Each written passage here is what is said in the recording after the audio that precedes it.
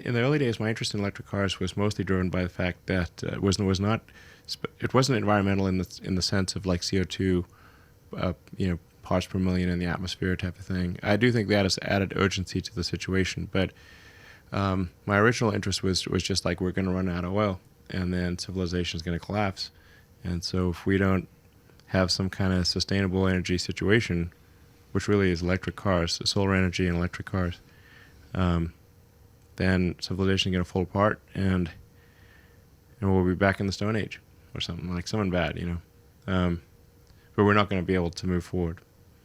It won't be a good future.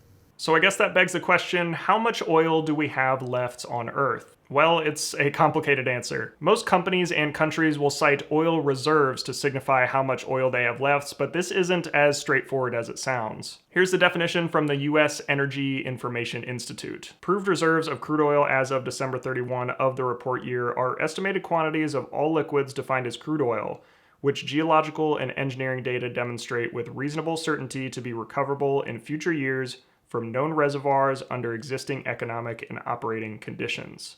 The full definition has a lot more to it, but basically it's how much these countries with a lot of oil and oil companies estimate that they can recover from the earth using existing practices and at similar costs that they experience today. Data from BP's World Energy Report in 2014 estimated that we would have about 53 years left in our proved oil reserves. But here is the problem with using oil reserves as a measure of how much oil is left. It is extremely dependent on economic conditions and how much it will cost to recover this oil. For example, in 2004, Shell reported that they were overestimating the size of their oil reserves due to some accounting errors, causing their reserves to drop by over 20%. So that oil didn't go away, it just means that it's going to be much more expensive than they realized to recover. And this could easily be the case with other companies or countries with a lot of oil as well. Oftentimes these oil reserve numbers are not subject to outside audit so that somebody can check their work and make sure their numbers are accurate. But I think Saad al-Husseini, I hope I said that name right, a Saudi oil researcher, sums this up best with his quote. "Reserves are confused and in fact inflated. Many of the so-called reserves are in fact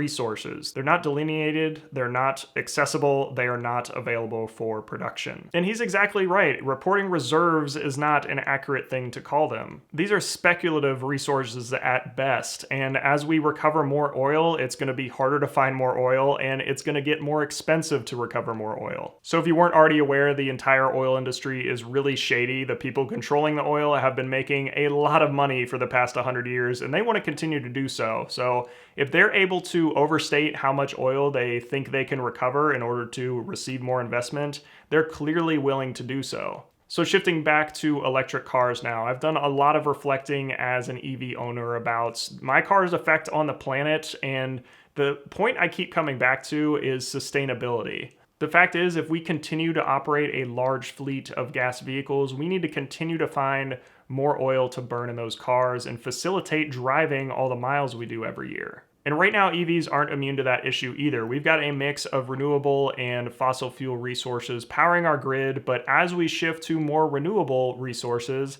that makes EVs more sustainable. And I think that's an important thing to remember here with EVs, is they might not be fully sustainable right now, but it's about shifting to that sustainable future that's most important. But what about finding more oil, or what if our reserves go up for some reason? That could certainly be the case, but that's going to require a lot more investment and a lot more work from oil companies to make that happen. Therefore, I think instead of just finding more oil to burn in our cars, we really need to shift our focus to more renewable sources and more sustainable modes of transportation like electric vehicles. And there are certainly hurdles for EVs to overcome: faster charging on road trips, cobalt mining, and battery recycling, but I think those are all hurdles that we can overcome. EVs really are the future, and it can be really bright if we all buy in.